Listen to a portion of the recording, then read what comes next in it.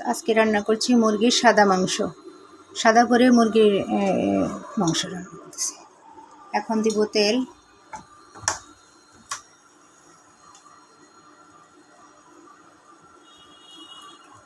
এখন দিব পেঁয়াজ,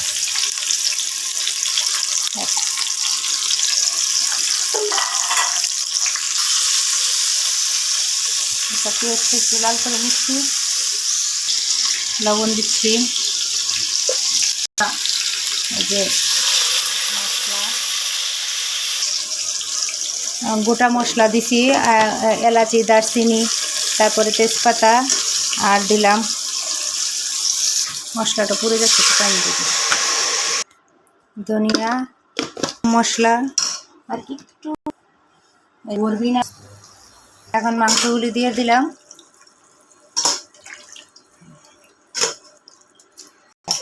এখন একটু 10 মিনিট কষানোর জন্য, 10 মিনিটের জন্য কষানোর জন্য দেব।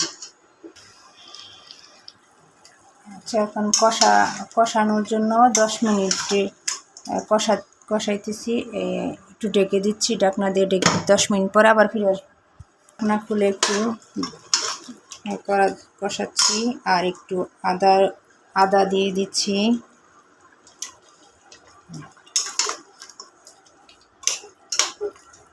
এখন আবার ঢেকে দিব। 10 মিনিট পরে আবার আসতেছি। 10 মিনিট পরে ঢাকনা খুলছি, খোলার পর এখন একটু দুধ দিয়ে দিব,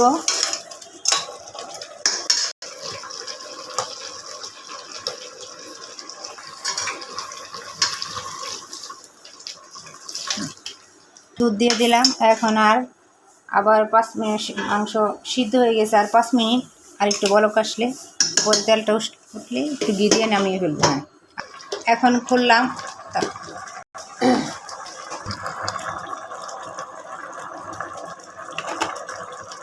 একটু ঝোলঝোলি থাকে, বাচ্চারা একটু ঝোল পছন্দ করে।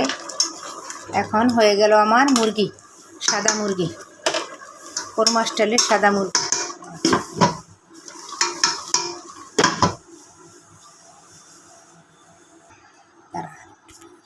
ভিউয়ার্স, ভিডিওটি যদি ভালো লাগে তাহলে লাইক, কমেন্টস, সাবস্ক্রাইব করবেন। ধন্যবাদ।